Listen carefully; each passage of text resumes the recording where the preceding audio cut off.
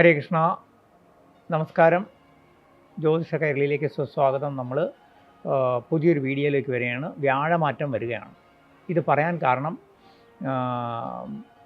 ഇപ്പോൾ വിദേശങ്ങളിലും അതുപോലെ തന്നെ പല ജോലികളിലും ഇരിക്കുന്ന ധാരാളം വ്യക്തികൾക്ക് ജോലിയിൽ പ്രതിസന്ധികൾ, അതുപോലെ തന്നെ യുദ്ധഭീഷണി കൊണ്ടുള്ള ചില പ്രശ്നങ്ങൾ, സാമ്പത്തിക പ്രശ്നങ്ങൾ, ഇങ്ങനെ ജീവിതത്തിൽ ഒരുപാട് വിഷമതകൾ അനുഭവിക്കുന്ന ഒരു ജനവിഭാഗമാണ് നമ്മുടെ മുന്നിലുള്ളതെന്ന് നമ്മൾ മനസ്സിലാക്കണം. പക്ഷേ ഇതിനെല്ലാത്തിനും ഭഗവാൻ പരിഹാരം കണ്ടെത്തും. കാരണം ഇത്തവണ, അതായത് ഈ വരുന്ന ജൂൺ 1 തീയതി രാത്രി 9:50 വ്യാഴം മാറുന്നത് എല്ലാ രാശിക്കാർക്കും ഒരുവിധം കുഴപ്പമില്ലാത്ത ഒരു അനുഗ്രഹം തരും. കാരണം ഒരു വ്യാഴവട്ടത്തിൽ ഒരിക്കൽ മാത്രമാണ്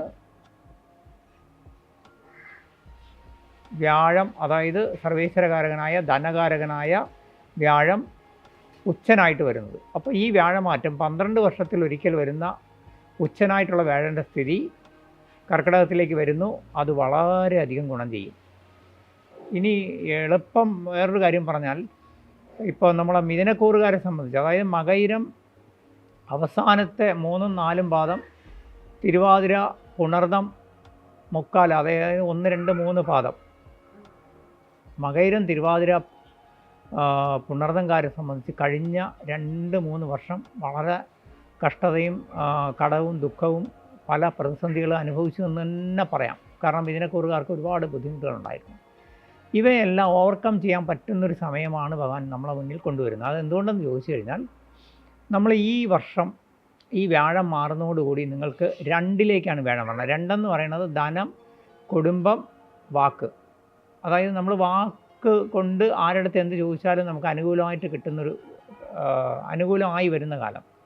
2 ധനപരമായിട്ട് കടങ്ങളൊക്കെ തീർന്ന് ക്രമേണ ധനം വന്നു തുടങ്ങുന്നൊരു സമയം. ധനം വരാനുള്ള വഴികളും പുതിയ ജോലികൾ, കർമ്മ പദ്ധതികൾ, ബിസിനസ്സിൽ പുതിയ ഡെവലപ്മെൻറ്റ് ഇതെല്ലാം വരുന്ന സമയം. അതെല്ലാം ഫ്രൂട്ട്ഫുൾ ആക്കണം. മറ്റൊന്ന്, കുടുംബത്തിൽ സ്വസ്ഥതയും സമാധാനവും വരും. കുടുംബത്തിൽ പുതിയ തീരുമാനങ്ങളെടുക്കും. അതെല്ലാം ഗുണകരമായിട്ട് വരും. കുറച്ചുകൂടി സിമ്പിളായിട്ട് പറഞ്ഞാൽ, ജീവിതത്തിലെ കഴിഞ്ഞ കാലത്തെ കഷ്ടതകൾ മാറി ജീവിതത്തിൽ ഒരു ഗുണവും ഐശ്വര്യവും ഭാഗ്യവും വരുന്ന കാലമാണ്. മാത്രമല്ല, മിഥുനക്കൂറുകാരുടെ 7ഉം 10ഉം ഭാവാധിപതിയായ വ്യാഴമാണ് ഉച്ചനായിട്ട് വരുന്നത്.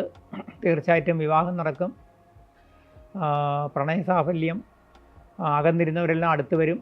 തീർച്ചയായിട്ടും ധാരാളം ജീവിതത്തിൽ നമ്മളെ സപ്പോർട്ട് ചെയ്യാനും നമുക്ക് ജീവിതത്തിൽ സഹായിക്കാനും ആൾ വന്നെത്തും.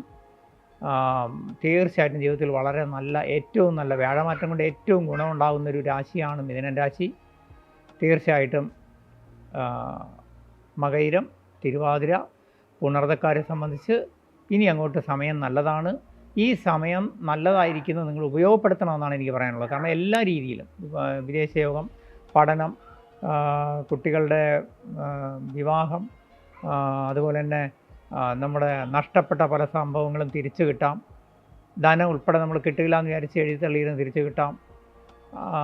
യാദൃശ്ചികമായി ചെറിയ ചെറിയ ലോട്ടറി ഭാഗ്യം വരാം.